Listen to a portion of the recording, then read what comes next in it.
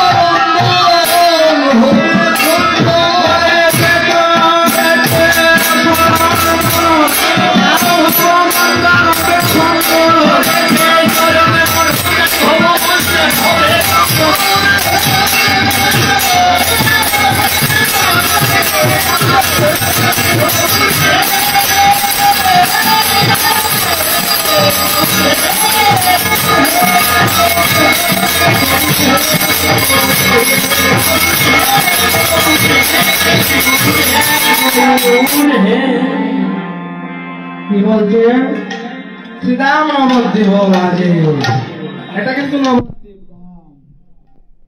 কিছুক্ষণ পরে আমরা ব্রজের ভাবে বাধিত হয়ে ব্রজের রস আস্বাদন করব, কেমন?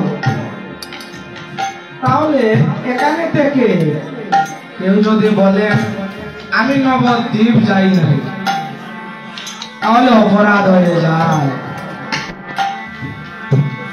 এই যে এক দিবা 24টি ঘন্টা কীর্তন হয়,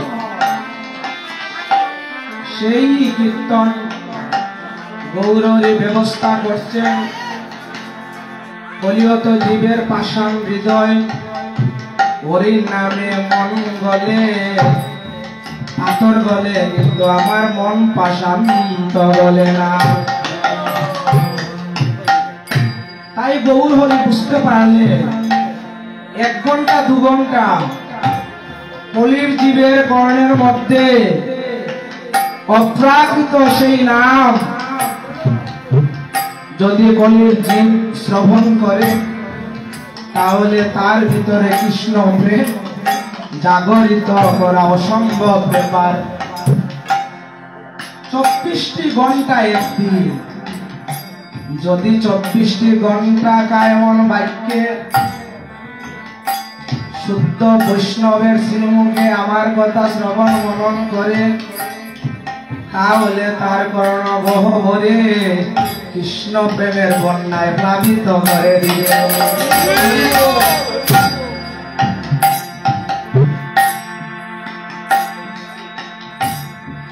1 ঘন্টা শ্রবণ করলে হয় না, 24টি ঘন্টা। তখন তার ভিতরে কৃষ্ণ প্রেমের যে বন্যা, ওই বন্যায় প্লাবিত করে দিবে। এখানে মহাজন বলছে আইলরে চৈতন্যর মেঘ কাদম্বিনী হইয়া ওরে বাসাইল গৌর দেশ প্রেম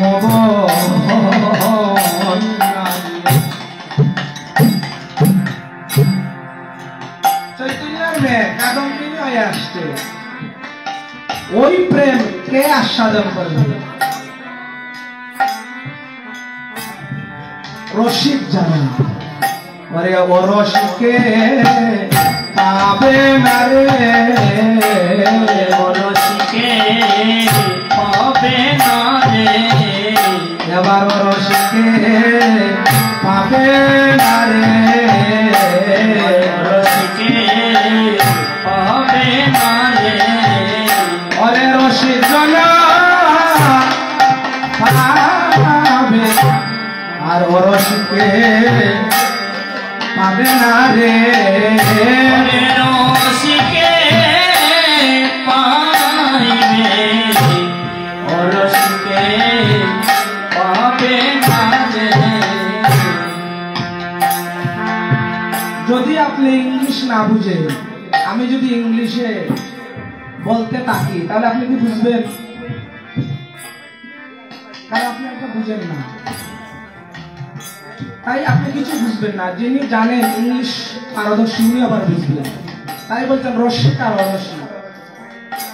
যারা রসিক তারা সাথে আস্বাদন করতে পারবে, আর অরসিক এই প্রেম, রাধারানীর মুক্ত প্রেম, অরসিকে এটা আস্বাদন করতে পারবে না।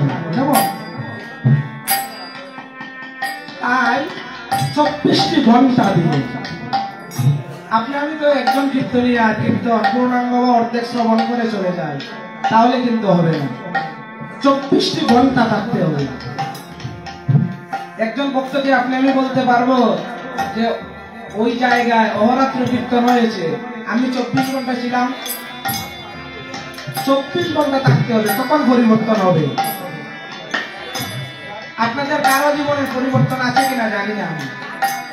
এই যে কীর্তনে যান, পরিবর্তন কি হয় মন? এই কীর্তনে যাওয়ার ফলে আগে রবিবার দিন প্রসাদ পেতেন না, এখন পান। আগে একাদশী করতেন না, এখন করেন। আগে দামোদর মাসে প্রসাদ পেতেন না, এখন পান। এরকম পরিবর্তন আসছে কিনা? যদি আসে তাহলে আপনি আমার মঙ্গল হবে। যদি পরিবর্তন না হয় তাহলে কৃষ্ণ ভক্তি কীর্তন এটা আস্বাদন করতে পারবেন না। তাই পরিবর্তন হতে গেলে কায়মন চিত্তে ওই কৃষ্ণ কথা শ্রবণ মনন করতে হবে। তাই আপনি যদি পান খান তাহলে কি আস্বাদন করা যাবে পরিপূর্ণভাবে?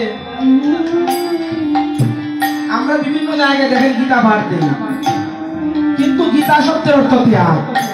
আমি একটু সময় শ্রবণ করবো, 24 ঘন্টা না 2-3 ঘন্টা আমার মুখে পান, আমি পানের মায়া এই আসক্তি আমি ত্যাগ করতে পারলেন না, তাহলে আমার কৃপা হবে? তাই যাদের মুখে পান আছে তারা মুখ দৌত করে আসে, নতুবা এখানে বলবেন কোনো রস আপনি পাবেন না, কোনো কৃষ্ণ প্রেমে কোনো ক্রিয়া হবে না। যাদের মুখে পান আছে এখানে আপনি ভগবানের প্রসাদ, ভগবানের সম্মুখে আহার করা নিষেধ, আস্বাদন করা নিষেধ। কেমন? তাহলে এটা হচ্ছে শ্রীবাসের অঙ্গ, এখানে কৃষ্ণ প্রেম আস্বাদন করবে। তাই মুখে যদি পান থাকে তাহলে একটা গুরুত্ব করে আপনারা আসেন, তখনই আপনাদের মঙ্গল, জগৎ জীবের মঙ্গল হইল। তাই দেখেন আমাকে যে বিষয় সেটা পূর্বরা, আপনারা এমন সময় নাম যজ্ঞ আস্বাদন করছেন, বৃহত্তর সিলেটে পূর্বরাগ হয় না, কিন্তু যদি নাম যজ্ঞ হয় তাহলে যজ্ঞের অষ্টকামী লীলা 8টি ভালা হয় না। এই যে 8টি কাল, প্রাত, পূর্ব, নিশান্ত, প্রাত, পূর্বাহ্ন, মধ্যাহ্ন, অপরাহ্ন, সায়াহ্ন, প্রদোষ আর নিশা, এই 8টি কাল, 8টি সময় 8টি পালা।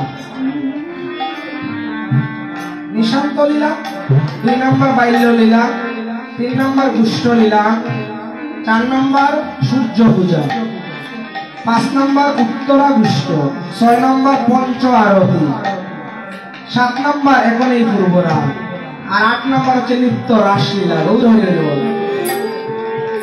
অষ্টপ্রহর যজ্ঞ দিলে যদি লীলাতে দেয় এই 8টি পালা হতে হবে। যদি মধ্যাহ্ন সময় সুবল মিলন পরিবেশন করা আর এমন সময় নাম যজ্ঞ হয় তাহলে লীলা অপরাধ হয়ে যায়। এই 8টি পালা। তাহলে এই যে পূর্বরাগ এটা কে আস্বাদন করছে? একটু আগে আমরা বলছি যে রাধা কৃষ্ণের নিত্য লীলা করিলা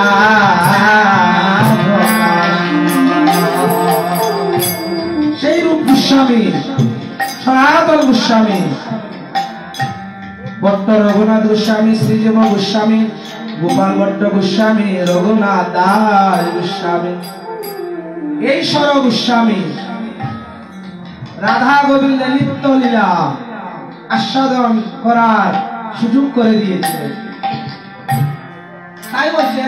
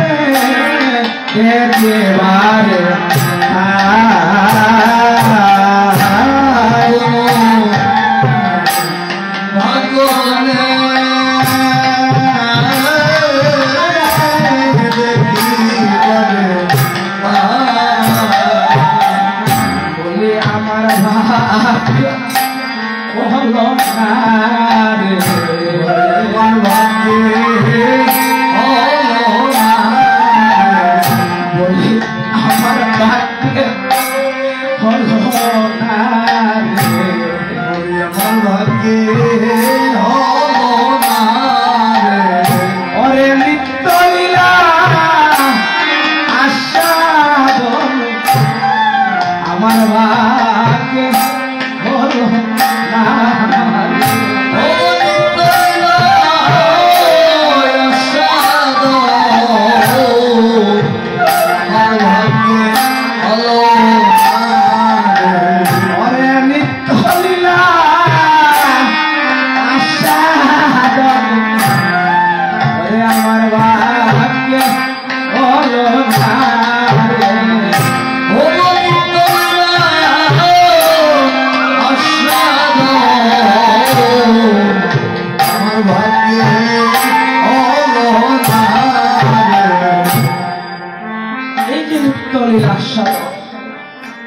সেটা আমার নরাধমের ভাগ্য হলো না।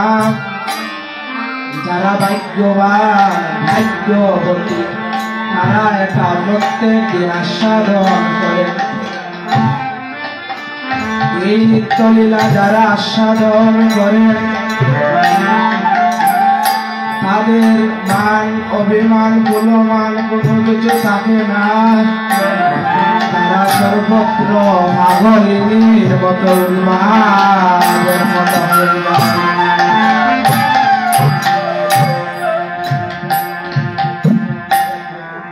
যারা নিত্যলীলা তাদের পাগল গৌর প্রেমের পাগলিনী, এই জগতের কোনো সম্পদ তাকে গ্রাস করতে পারে না। সে এই জগতের কোন সম্পদের প্রতি তার আসক্তি থাকে না। বিষয়ের প্রতি বিরাগ আর ভগবানের প্রতি অনুরাগ, ওই অনুরাগের বশবর্তী হয়ে সে ভগবানের সেবা ছাড়া কিছু বুঝে না। এই নিত্যলীলা যারা আস্বাদন করে তারা সেবা ছাড়া আর কিছু বুঝে না। আর যারা এই জগতে নিত্যলীলা আস্বাদন প্রত্যেক দিন করে, প্রথমেই নিত্যলীলা মঙ্গলা আপনি আমি শুধু দামোদর মাসে দিই, কিন্তু যারা ভগবানের প্রসাদী দেহ, যারা ভগবানকে না দিয়ে জল পর্যন্ত গ্রহণ করেন না, মান গুলো মান এই চরণ থেকে মস্তক পর্যন্ত সমস্ত কিছু স্মরণ ভগবানকে নিবেদন করছেন, তারা সেই নিত্য লীলা প্রত্যেক দিন আস্বাদন করে। প্রত্যেক দিন তারা মঙ্গলা দেন। আপনি আমি যারা নিত্য লীলা স্মরণ করি না, শুধু দামোদর মাসে মঙ্গলা, যারা প্রসাদী দেহ তারা প্রত্যেক দিন মঙ্গলা। যেমন এই মন্দিরে যারা চতুর্পাশে আছেন আপনারা জানেন প্রত্যেক দিন হয় কি না নিত্যলীলা, প্রত্যেক দিন মন্দিরে বাবাজি মাইজির আস্বাদন করে। তাই ভগবান বলছেন এইভাবে যারা আমার নিত্যলীলা আস্বাদন করে তাদের যেদিন বড় বায়ু শেষ হয়ে যাবে, সেই দিন তারা আমার গোলক বৃন্দাবনে নিকুঞ্জ বনে সেবায় লেগে যাবে। তাদের এই জড় জগতে আর আসতে হবে না।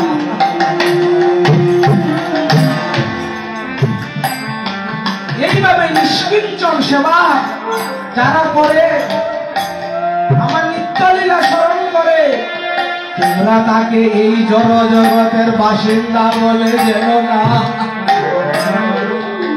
তাকে তুমি চিৎ জগতে অপ্রাকৃত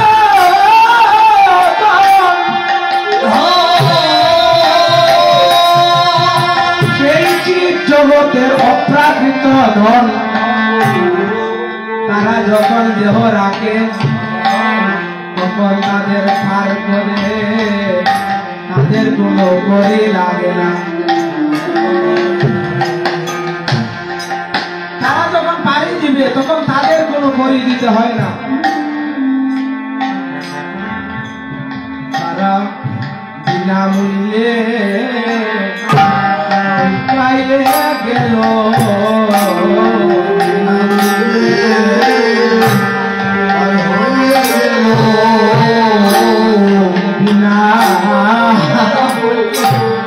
বিকায়ে গেল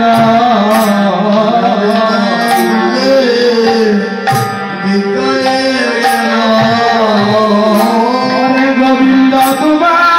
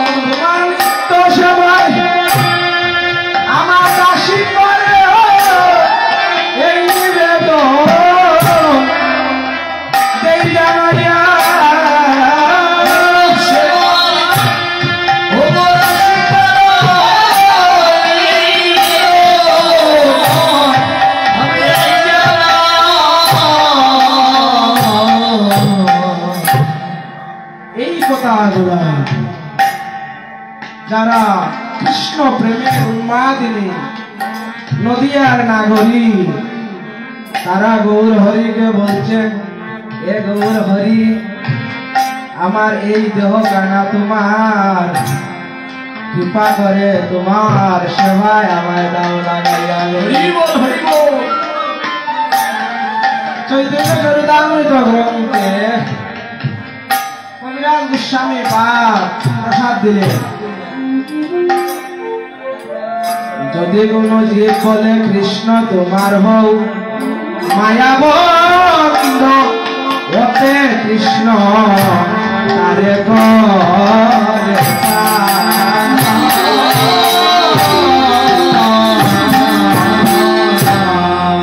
করতে হবে।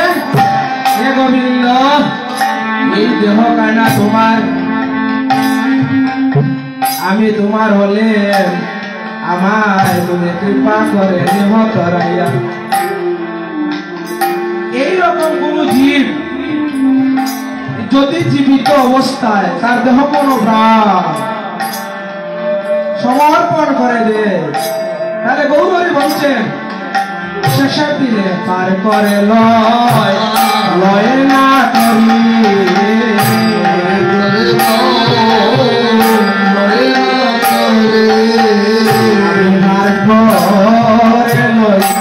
লইলা করি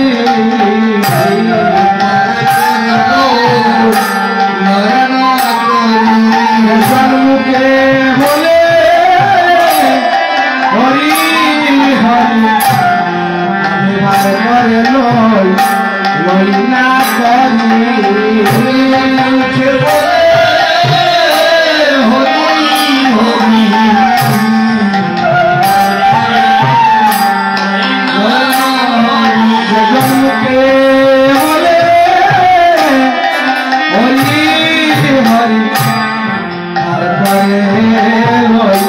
লইলা করি হরি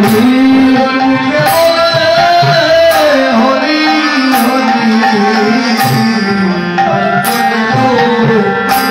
লইলা করি। এইভাবে নদিয়ার যারা নাগরিক এহেন সময় পূর্ব রাগ আস্বাদন করছে, তাহলে পূর্ব রাগের বিপরীত কি? অনুরাগ। অনুরাগ আর পূর্ব রাগ, তাহলে পূর্ব রাগ এটা মিলনের আগে আর অনুরাগটা মিলনের পরে। তাহলে পূর্ব রাগটা হচ্ছে বিরহ। এই বিরহতে তিনবার মিলন হয়। এই বিরহ যেটা, একটা হচ্ছে চিত্রপটে দর্শন, পূর্ব রাগটা একটা দর্শন, একটা হচ্ছে চিত্রপটে দর্শন, আরেকটা হচ্ছে সাক্ষাৎ দর্শন, আরেকটা হচ্ছে স্বপ্ন যুগে। দর্শনটা তিন ভাবে, একটা সাক্ষাৎ, একটা স্বপ্নে, আর একটা হচ্ছে চিত্রপটে। চিত্রপটে একটা সরাসরি, একটা স্বপ্নে। এই দর্শন তিনবার। তাই বিষ্ণুপ্রিয়া মা উনি যখন সুরধনের জলে গেলেন, জল আনতে, উনি গিয়ে দেখলেন কি সোনার একটি পদ্ম ফুল, স্বর্ণের একটি পদ্ম ফুল। তো উনি তো সনাতন মিশ্রের কন্যা, ভাবলেন এই স্বর্ণের পদ্ম আমি যদি আমার পিতৃ দেবতাকে দেই, উনি গোবিন্দের চরণে এই পদ্মটা নিবেদন করতে পারবেন। সোনার পদ্ম। তাই বিষ্ণুপ্রিয়া মা কি করছেন? সখী কাঞ্চনার কাছে এসে বর্ণনা করছেন, কাঞ্চনে আমি যখন সুরধনের জলে গেলাম, গিয়ে ঘটনা একটি আর দুর্ঘটনা আমি তিনটি দেখতে পেলাম। একটি ঘটনার তিনটি দুর্ঘটনা। তখন কাঞ্চনাকে যখন বলছেন, তখন কাঞ্চনা বিষ্ণুপ্রিয়াকে বলছে যে তুমি এই তিনটি দুর্ঘটনা আমার কাছে প্রকাশ করে বলো। তখন বাসুদেব ঘোষ রাধারানী সখী কাঞ্চনার কাছে যে ব্যক্ত করছিলেন ব্যাখ্যা দিয়ে দিলেন। তাই বাসুদেব গুরু বাস দিচ্ছেন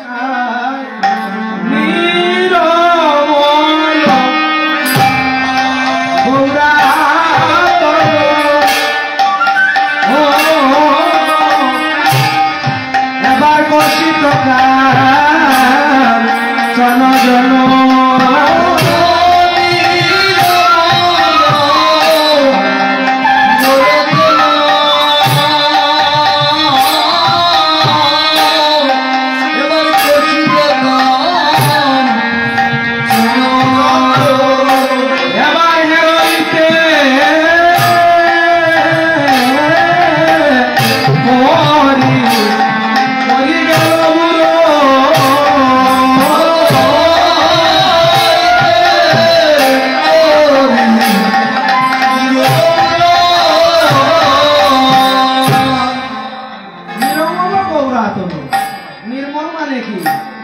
যার মধ্যে বিশুদ্ধতা বজায় থাকে। গোরা কোনো গোরা রাধাদের রা গোবিন্দের গতি অঙ্গে ভঙ্গ যাকে বলে গৌরাঙ্গ। শব্দের অর্থ হচ্ছে দেহ। প্রসিত প্রসিত শব্দটি ব্যাখ্যা করছে স্বর্ণকে যখন হাত মুক্ত করা হয়, যে স্বর্ণের মধ্যে অন্য কোনো ধাতু থাকে না, হাত মুক্ত যে স্বর্ণ তাকে বলে প্রসিত। কাঁচা স্বর্ণ, ওই কাঁচা স্বর্ণের বর্ণ যেমন আমার গৌরীর বর্ণ তেমন।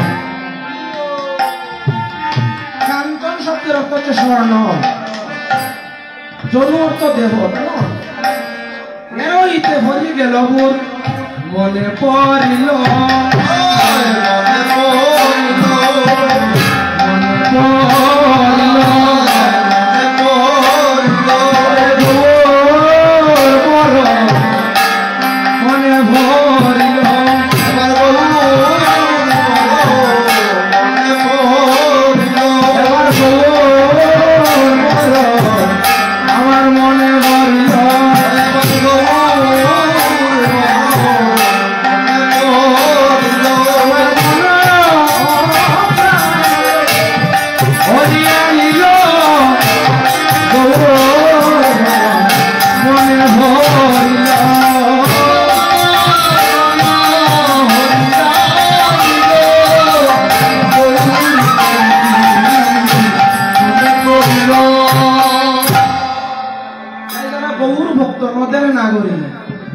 তারা যখন কৃষ্ণ প্রেমে উন্মাদ হয়ে যান, তখন নিজের স্বামী সন্তান আত্মীয় স্বজন কাউর কথা মনে থাকে না, তখন একটি ভাবে সেই কৃষ্ণ গৌর গৌর বর্ণে গৌর কথায় গৌরের ধ্যানে তারা মগ্ন হতে জানবেন। কাঞ্চনা বলছে রাধে বিষ্ণুপ্রিয়াকে, বিষ্ণুপ্রিয়ে মাতা, সে বিষ্ণুপ্রিয়া মাতা, যে বিষ্ণুপ্রিয়া মাতা গৌরী যখন সন্ন্যাস নিলেন, তখন প্রত্যেক দিন একবার বলতেন হরে কৃষ্ণ হরে কৃষ্ণ কৃষ্ণ হরে রাম হরে রাম রাম রাম হরে কৃষ্ণ কৃষ্ণ কৃষ্ণ কৃষ্ণ হরে হরে হরে রাম হরে রাম রাম রাম হরে হরে হরে কৃষ্ণ কৃষ্ণ কৃষ্ণ কৃষ্ণ হরে হরে হরে রাম হরে রাম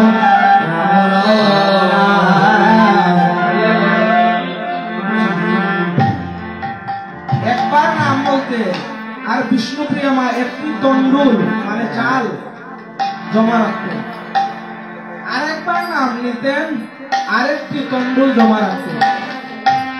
এইভাবে সারা দিন যতটি তন্ডুল একটি একটি করে জমা হয়েছে, ওইগুলো রন্ধন করে গৌরীকে ভোগ দিয়ে প্রসাদ দেবেন, এর বাইরে নয়। কত কঠিন জীবন দেখছেন। একবার নাম নিতেন একটি তন্ডুল মানে চাল রাখতেন, যতবার নাম নিতেন ততটি তন্ডুল জমা হয়েছে। দিন শেষে একবার যতটি জমা হয় যতটি রন্ধন করে গৌরীকে দিয়ে প্রসাদ।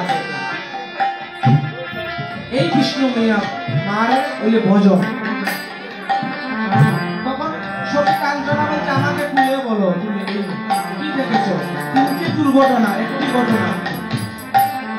তখন বলছেন আমি সুরধনির জলে গিয়ে একটি সোনার পদ্ম মনে করে যখন কাছে গেলাম তখন দেখতে পেলাম গৌর হরির সমস্ত অঙ্গ জলে নিম্নজিত, আর এই গলা পর্যন্ত জলে নিম্নজিত, আর জলের উপরে এই পদ্ম দেখা যাচ্ছে যেন একটি স্বর্ণের পদ্ম।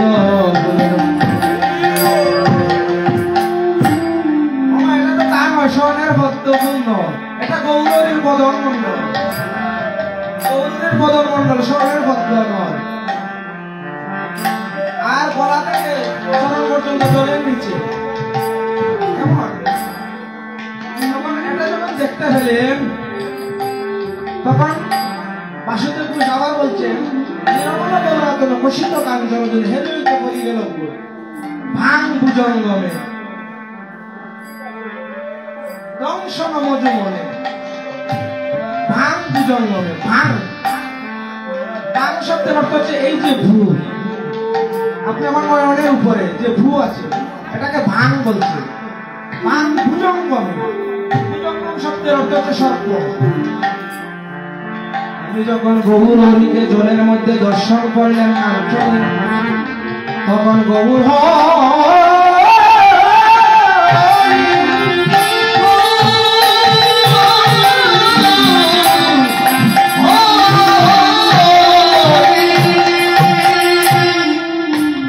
সেই গৌর হরি এই যে ভ্রুটা এটা সর্প হয়ে গেল, সর্প হয়ে আমাকে আঘাত করেছে। ওই ভ্রুর এমন গঠন, আমি যখন এইভাবে চেয়েছি নয়নে আর যেন বাতি ফেলতে ইচ্ছে করছে না। আমাকে ওই ভ্রুটি সর্পই আমাকে আঘাত করেছে। জুরু বুরু যেন কামেই কামান না কইল নিরমান। জঙ্গমে দংশন মজু মনে, আমাকে দংশন করছে কোথায়? আমার মনের মধ্যে। কোথায়? মনের মধ্যে। গৌরীর ভ্রুটি সর্প হয়ে ধ্যান দিতে হবে, এটা কিন্তু ধ্যানের বস্তু। গৌরীর ভ্রুটি সর্প হয়ে আমার মনে দংশন করছে। ভাঙবু জঙ্গমে দংশন মজু মনে, অন্তর কাঁপয়ে মন কেঁপে উঠেছে।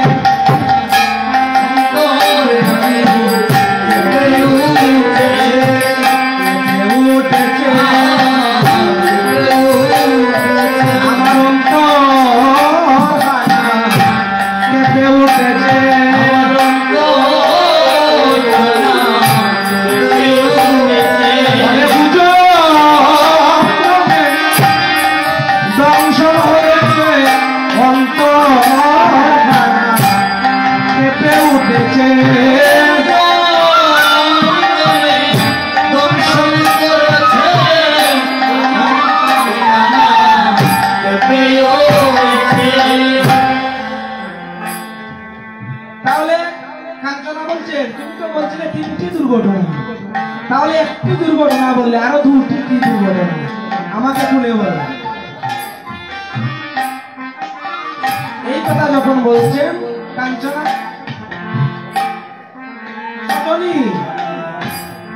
জব আম পেকন গুড়া আকুল দিক বিদিক নাহি পাইছে মদন লালসে মলগুড়া। আমি দুটি ঘটনা বলবো পরে, কিন্তু আমাকে যদি সর্পে দংশন করে তাহলে তাকে কি আমি তার প্রতি কি আমার আরো তাকে পাওয়ার বাসনা জাগবে, না তার প্রতি ঘৃণা আসবে? আপনি যদি আমার সঙ্গে অযথা আমাকে কষ্ট দেন কোনো বাক্য দ্বারা, তাহলে আমার প্রতি আপনার প্রতি আমার ঘৃণা হবে না? তাহলে এখানে দেখেন, মদন লালসে মনোগুণ সর্পে দংশন করছে, গৌরাঙ্গের ভ্রু সর্প হয়ে, কিন্তু আমার যেন মনে হচ্ছে আমি যেন তাকে কিছুতে ভুলতে পারছি না। সে যেন আমার জন্ম জন্মান্তরে পরিচিত বদল।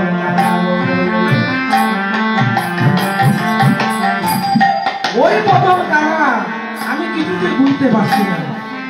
মদন ও লালসে মনোগুড়া, তাকে আমাকে কাছে পাওয়া, সে তো আমাকে দংশন করছে, কিন্তু তাকে কাছে পাওয়ার আমার অভিলাষ। তাকে কখন আমি কাছে পাবো, আমি আপন করে নিব, এই কথাগুলা বলছে। তাকে কাছে পাওয়ার অভিলাষ বিষ্ণুপ্রিয়ার মান। অরুন্ত লুচনে তেরছ অবলোকনে বরিত কুসুম সাধে, জীবইতে জীবন দেহ নাই পাইনি দুবল গঙ্গা রাজে। দুই নম্বর দুর্ঘটনা কি? ওই যে গুরু এর নিচে কি নয়ন, তার নয়ন খানা যেন তীক্ষ্ণ সর্প, আর নয়ন যেন চনে 13 অবলোকনে বরিত কুসুমবান। তোমরা বিষ্ণুপ্রিয়া মা বলছে তার যে ভ্রু নিচে যে নয়নটা বান হয়ে গিয়েছে, এটা হচ্ছে দ্বিতীয় দুর্ঘটনা। প্রথম দুর্ঘটনা কি?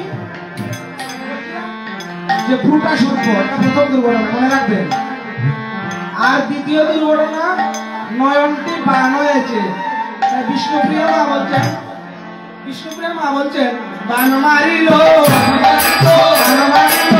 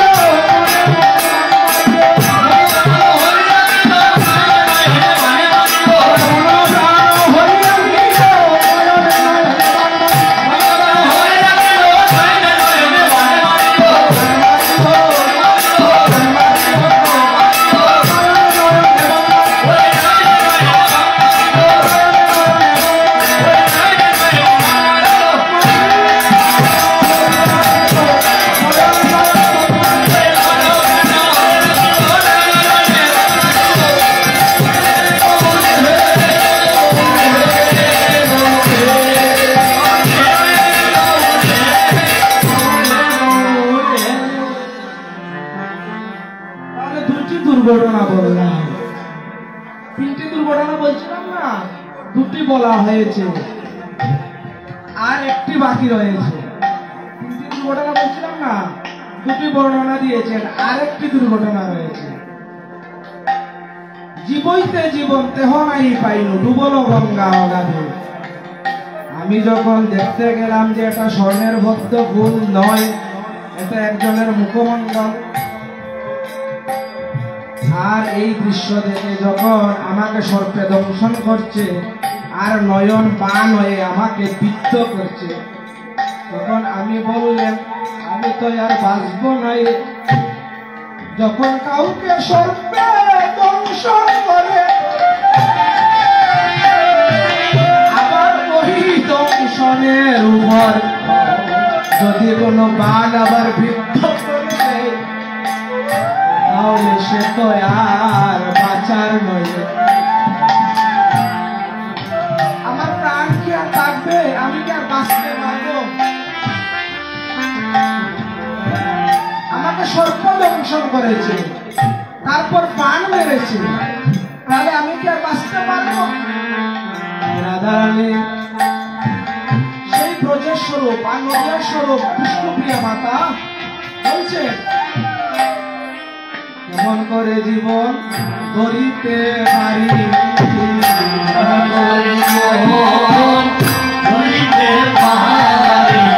আমি কেমন করে জীবন ধরিতে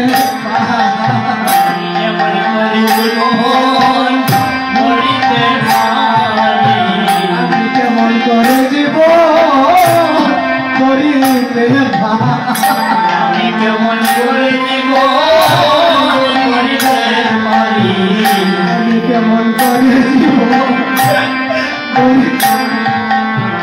আমি কেমন করে জীবন গড়িতে পারি আমার উপায় করো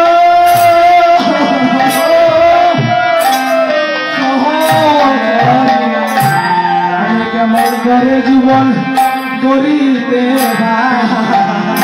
আমার উপায়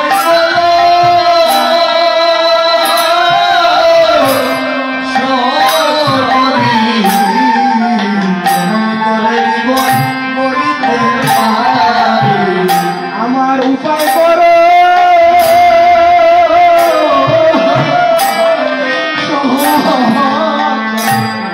আমি কেমন করে জীবন গড়িতে আমার উপায় বলো সহচরী কেমন করে জীবন গড়িতে পারি গঙ্গার জলে ডুবে মরি ডুবে মরি কেন গঙ্গার জলে ডুবে মরি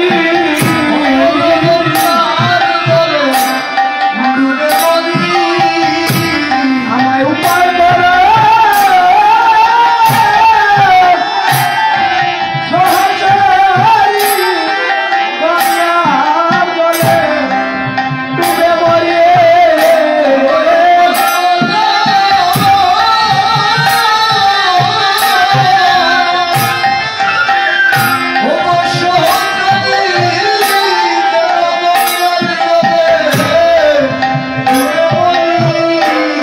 আমার উপায় করো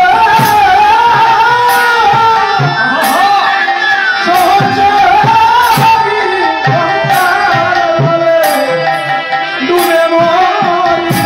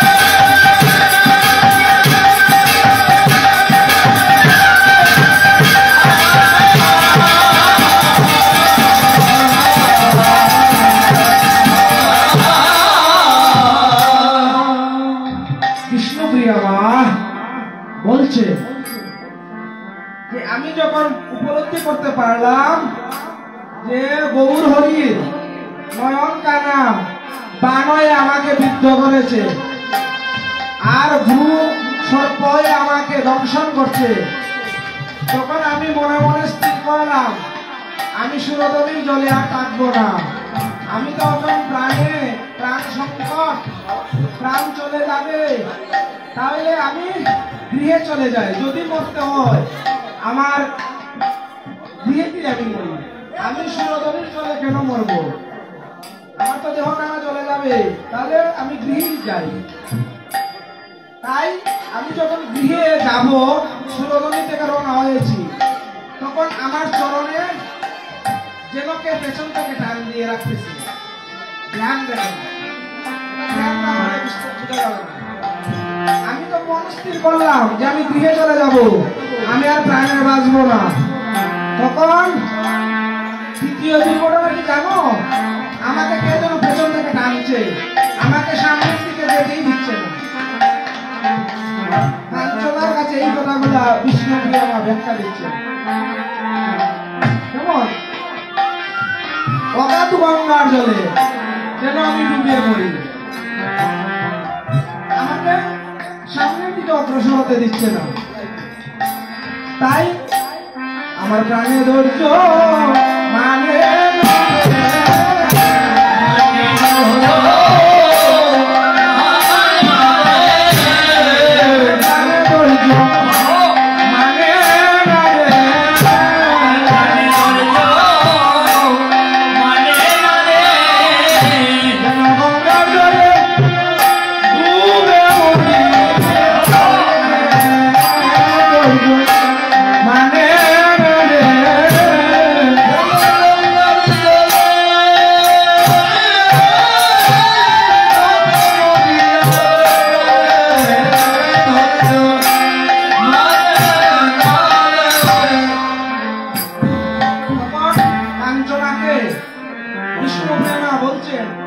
মন্ত্র মৌষধি জানসি যদি মধু লাগি করবি রূপায়। তুমি কোন মন্ত্রতন্ত্র জানো কিনা? যদি জানা থাকে তাহলে আমাকে বলো, যে মন্ত্রের দ্বারা আমি সুরধরি থেকে ধীরে ধীরে আসতে পারি। মন্ত্র মৌষধি মানে তুমি জানসি যদি মধু লাগি করবি উপায়। বাসুদেব ঘুষে বলে, শুনো শুনো এ সখী, রোগা লাগিয়ে প্রাণ মরে যায়। এই পদকানা যিনি আস্বাদন করছেন তিনি হলেন বাসুদেব ঘোষ, অষ্টপ্রধান মহান্তের মধ্যে একজন মহান্ত। এই যে বাসুদেব ঘোষ, যে ব্যাখ্যাটা দিলেন এখানে, মন্ত্র মৌষধি তো জানো শিখিতে মধু লাগি করবি উপায়। বাসুদেবে ঘুষে বলে, শুনো শুনো এ সখী, গৌরা লাগে জানো মর যায়। তাই বলছেন প্রাণ যায় প্রাণ যায় প্রাণ যায় প্রাণ যায় প্রাণ যায় প্রাণ যায় প্রাণ যায় প্রাণ যায়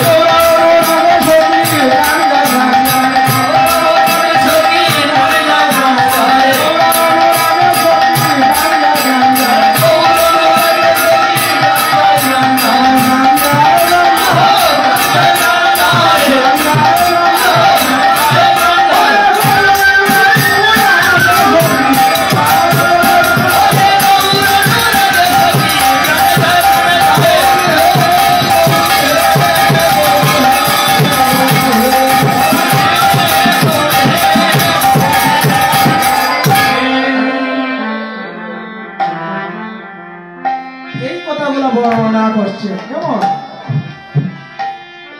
কাঞ্চনার কাছে আর কি বলছেন, এই হচ্ছে তিনটি দুর্ঘটনা আর একটি ঘটনা। সচির সুন্দর গৌরাঙ্গ সুন্দর দেখিল মাটির গুণে, অলকিতে চিত্ত হরি আনিল অরুণ নয়ন বাণী। এবার বানে বানে মারিল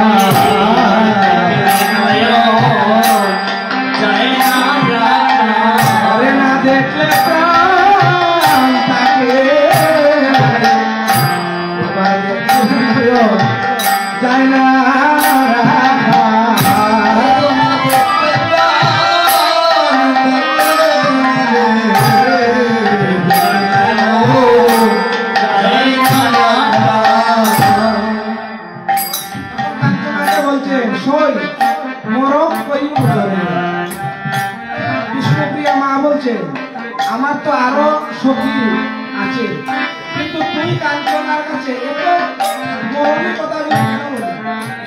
কারণ বন্ধু বান্ধব যদি আপনি আমার আর 10 জন থাকে, সবাই কি মরণী হয়? মনের কথা সবাই বলা যায়। এই 8 জনের মধ্যে যে সবচেয়ে আপনার প্রিয় বা প্রিয়তম, তার কাছে আপনি প্রকাশ করবেন। কৃষ্ণপ্রিয়া মা বলছেন কাঞ্চনে তুমি তো আমার অত্যাধিক প্রিয়, তাই আমার মনের সমস্ত কথা তোমার কাছে আমি প্রকাশ করছি। সেই মরম করে মরম মরমে বিনে মরম জানে না, মরম জানে না, মরমে বিনে মরম জানে না, মরম বিনে মরম জানে না। হরে প্রিয় নম্র ভক্ত যারা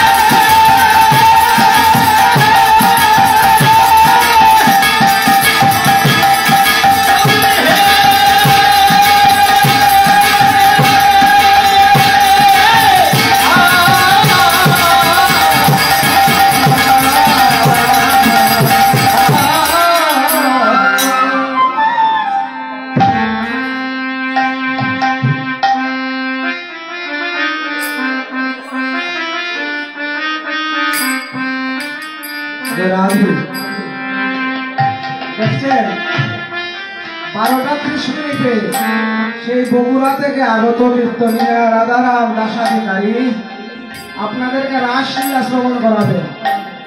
এখন 11:50, আমি এখনো বৃন্দাবনে যাই নাই। তাহলে এই যে কথাগুলো অপ্রাসঙ্গিক কথা বলা যাবে না। যদি কোনো কীর্তনীয় অপ্রাসঙ্গিক কথা বলে তাহলে জবাবদিহিতা করতে হবে।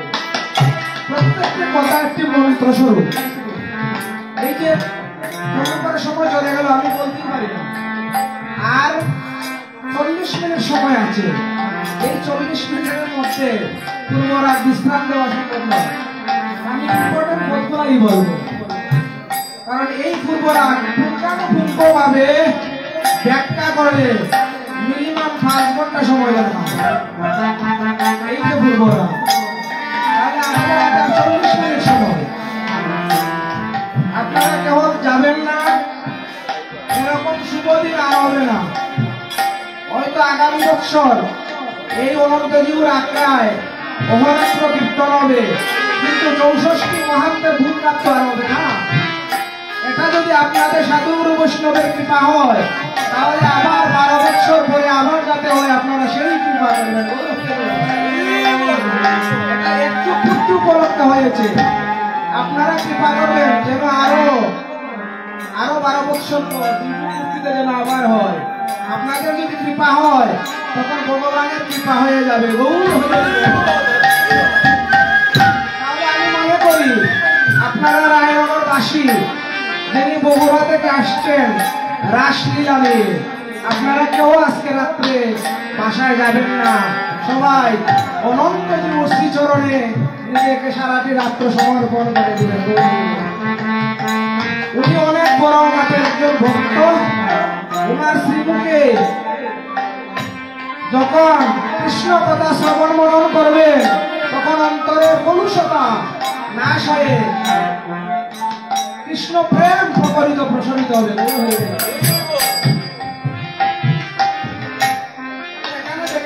সেবার মরম জানে তারা। আমরা যখন আরতি করি, তখন আরতির সময় একদম ফাঁকা এনে দিলেন, তখন শীতের দিন। তাহলে শীতের দিনে কি ফাঁকা ব্যবহার করা যায়? ওই মা এনে দিলেন ফাঁকা আরতির সময়। তাহলে উনি কি সবার মরম জানেন? জানেন না, কারণ পাকা তো গরমের দিনে পড়বে।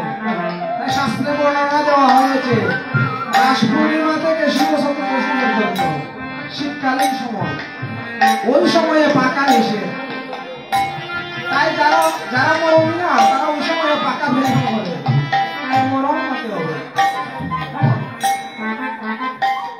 ওই মরম কইল করে এতে দিবসে নদীয়া নগরে না করি না রাধে বলে তারা হবে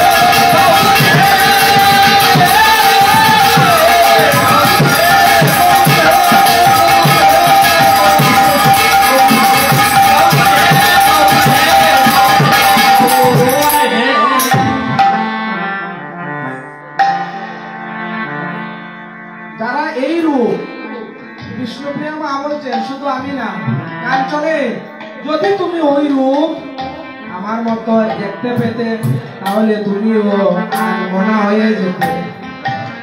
ওই রূপ যারা এরবে তারাই আনমনা হয়ে যাবে। এই যে বাবাজি মাইজি তারা জাগতিক সুখ পরিহার করে তারা গৌরীর সেবায় নিমজ্জিত হয়েছে। তাই আমি যদি মনে করি রায়নগরের বাবাজি মাইজি এরা আমার মতো, তাহলে আমি নরের অধম। কারণ আমার দেহ প্রাকৃত দেহ আর তাদের দেহ অপ্রাকৃত। সেই দিন চরিতামৃত অনেকগুলো ব্যাখ্যা, সময় নেই। অপ্রাকৃত দেহ বলতে চিদানন্দময়, এটা চিদানন্দ, উনি চিৎ জগতের বাসিন্দা আর আমি জড় জগতের বাসিন্দা। কেমন? তাহলে এই বাবাজি যারা রায়নগর আপনার যে বাবাজি, উনি দেখেন ওনার জীবনটা সারাটি জনম এত কষ্ট করে ইনকাম করেন, কিন্তু নিজের জন্য একটি টাকা নয়, সবটি টাকা কানাই লালের জন্য। উনার মতো যারা মনোপ্রাণ দিতে পারছেন, শাস্ত্র বলছেন তারা জীবিত অবস্থায় এই ব্রজের বাসিন্দা। তাই ওনাকে আমরা সেবার জন্য যা দিব আমাদের বিষয় বাসনা পূরণ হয়ে যাবে। তার জীবনে করবেন কিন্তু সৎ পথে করবেন। ওনার যে মাতৃদেবী, ওনার যে পিতৃদেবতা যারা বংশধর, তারা প্রত্যেকেই ব্রজে বাস হয়ে যাবে। তুমি তো একজন বৈষ্ণবের কারণে। তাই আমরা সবাই ওনার সাহায্য করতে পারবো, যাতে ওনার কৃপা আমরা আস্বাদন করতে পারি। জন্ম জন্মান্তরে শুদ্ধ কৃষ্ণ ভক্তের যখন কৃপা হয় তখন মানব জন্মটা সহজ হয়ে যায়, সুলভ। ভক্তের কৃপা তখন মানব জন্মটা সুলভ হয়ে যায়। তাই বলছেন রমণী দেখি আসিয়া আসিয়া, কেমন কথাটি কয়,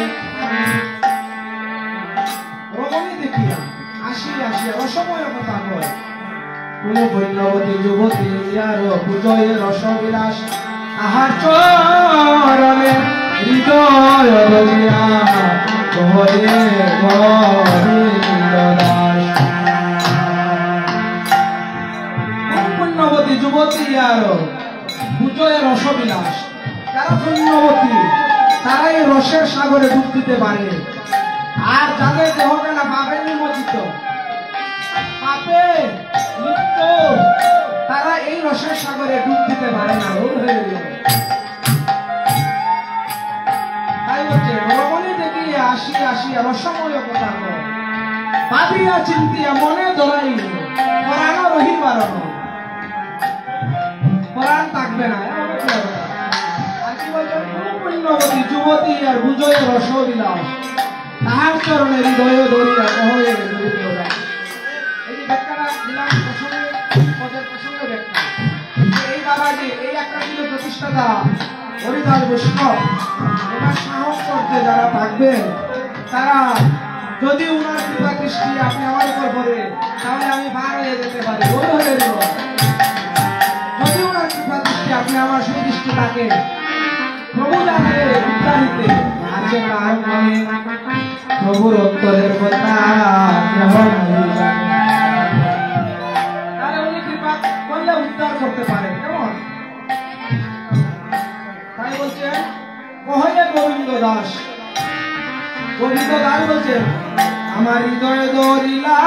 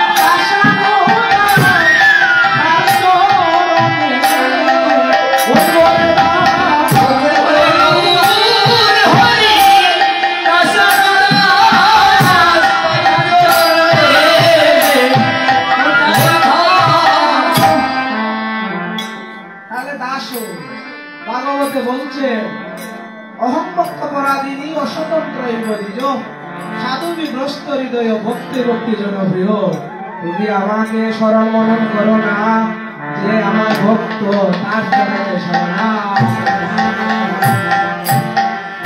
তাই তো বলি যদি আপনার গুরুদেব এখানে থাকেন আর ভগবান থাকেন আগে কাকে প্রণাম করবেন?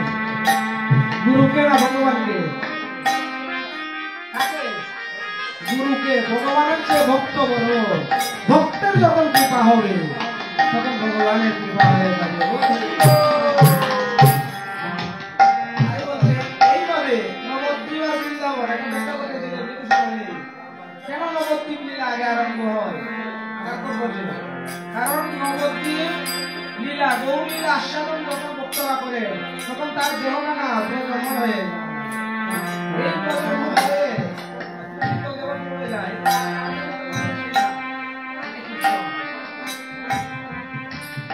দেখো এইভাবে তখন তার দেহখানা প্রজন্ম হয়ে যায়। তাই বলছেন গজে চলে এসেছি গজে চলে এসেছি